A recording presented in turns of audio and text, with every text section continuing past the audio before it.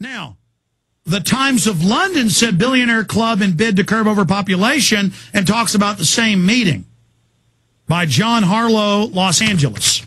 Oh, it's global health. But see, in their weird lawyer speak, it's the globe's health to get rid of all these people. But it isn't even about that. They say it's about the elite having access to the life extension technologies that they believe if they can extend their lives another 20, 30 years, the technology will be so advanced, they're all on record saying this, that it'll be unlimited life extension, but the public can't have access. So they're already suppressing the technologies that are the bridge to this system in the national security reservations above the technological development that we're pretty much frozen in. This is the real world. This is what affects your family. They're putting poison in your food. They're putting poison in your water. They're carrying out these operations. I just documented it with the president's own head of science calling for your forced sterilization.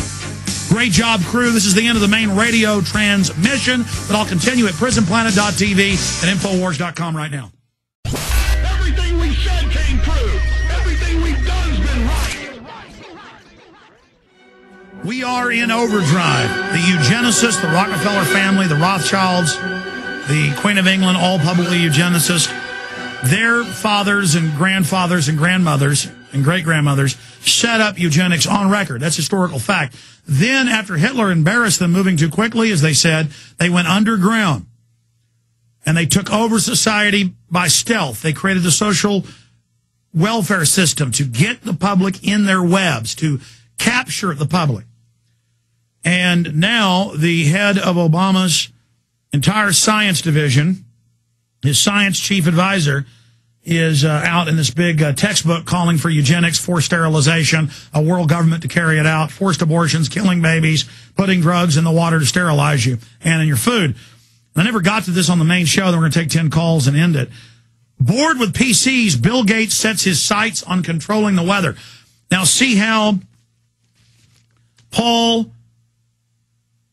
John P.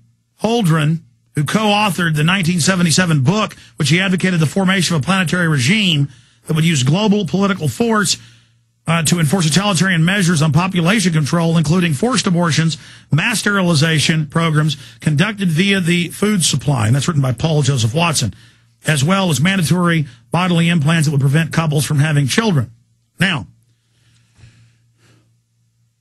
he's calling for global climate manipulation to save the earth from greenhouse gases, but then he admits that's all made up. It's about shutting down the sunlight so plants can't grow the food we need so that people will starve to death. And they say in their own documents they would do that. Bill Gates, the eugenicist, separately is out seconding Holdren. This is in popular publication, Popular Science.